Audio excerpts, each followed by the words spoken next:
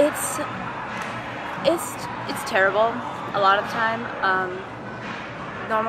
I'm normally really in tune with current events, and like I read the New York Times a lot, and so this summer I really just stayed away from it because it's so horrible what you hear. I feel like at a certain point I just stopped feeling a lot of emotions about the news.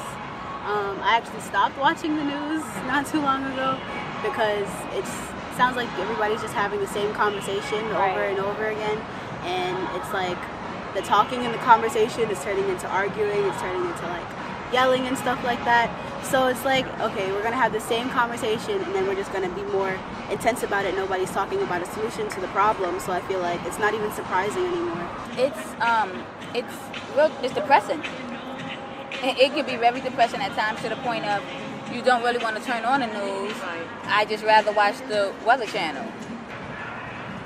When it comes to like, it's okay. Police brutality and like Muslims and Black Lives Matter, it really hurts hearing that stuff. There's details and issues that people are missing, and it just really like, sometimes it's the Mexicans, it's the black guy's fault, it's the Muslims are the terrorists, you know? So I just try to stay away from current events now. It just makes you feel like we have no control over anything that's happening. No control. I guess that plays a big role in why I don't watch the news really. I mean, I still stay informed like on social media and stuff like that when I hear things happen, and it is upsetting to hear and it's saddening to hear, but honestly I'm not even surprised anymore, especially with the president that we have right now. It's like, what else would you expect? So for me personally, like I don't want to just like ignore the issue. A lot of people say, oh, you're ignoring it if you just don't talk about it. You have to talk about it. You can't just ignore it. But everyone deserves to like escape from it and just like take a break.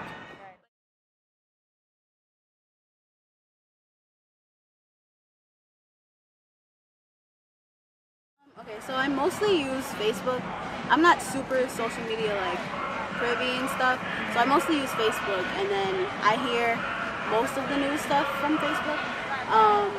I use Instagram too, but not so often. Well, I'm in Instagram right now. I'm like all about pro-black, black love, black everything. The black community needs each other in order to grow and stuff. We need each other. I know the movement of Black Lives Matter.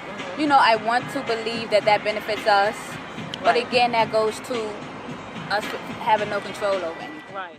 I can't really speak to that because I actually disengage from social media because there's so much negativity on there, I guess for me, and you know, and the friends that I have or the people that I'm connected to.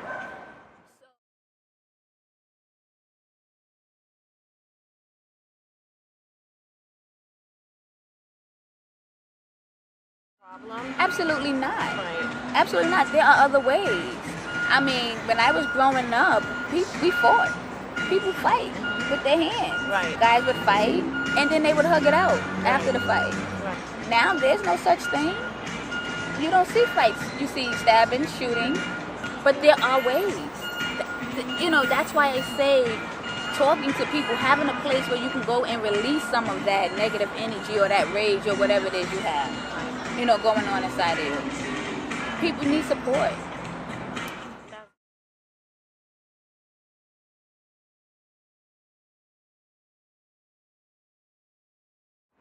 That's true. I think my main purpose I feel that God has given me is to educate minority groups about not how to react in situations where you feel threatened, but how to be empowered and how to use your voice, because you already have a voice, not to give you a voice. I feel like you definitely have to say the things that people don't want to hear. Like just a couple days ago with the whole what happened in Virginia, how it took Trump a good 2 or 3 days just to say a simple thing like white supremacy. This was white supremacy. It was white nationalists who hate black people. And it's hard to hear for a lot of people, but you have to say it, you have to admit it. I'm working on building a platform that can speak to the gun violence and how we can actually eliminate it. I would like something that speaks to the underprivileged, something like a safe haven for children, black men in general to reach out, to be able to speak out to someone opposed to going out and committing such crimes against one another. If you're in a controversial discussion or a debate, what do you say? What point do you put across that you feel is most uniting amongst the group? Because it could be a really diverse group with people that have really different privileges. So just teaching you, like, well, awakening in you the right things to say. Because you already have them, just getting them out. That, okay, fine, yes, not all white people are the same, but all black people aren't the same either. And so you have to say it, and if it hurts some people, all right, well, and if you don't say it, well, how can you change that? So I just feel like we have to definitely raise the issue. You're not erasing history, you're just preventing it from happening again. Let them know that there's a different route, there's another way. But it's still fresh for me, right? We are still mourning, so to speak. Absolutely. It just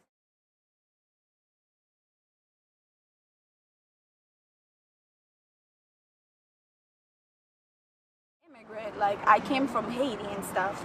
Coming here, my parents told me that America, I came here to get a job, better education. I didn't know all this when I was coming here. I had to stress about my skin color. I thought living here, like, I wish it had me ready. Like, coming here, it's a whole big deal. Like, when I was back home, it was all us. But we didn't have to stress about walking in the streets, stressing about our skin color, which we didn't ask for to be born in. So, like, what I'm afraid of the most, that's why I'm kind of scared of going out of New York or any place in the South Side. Like, it's dangerous. You could be driving, walking black, you just easily get arrested or shot.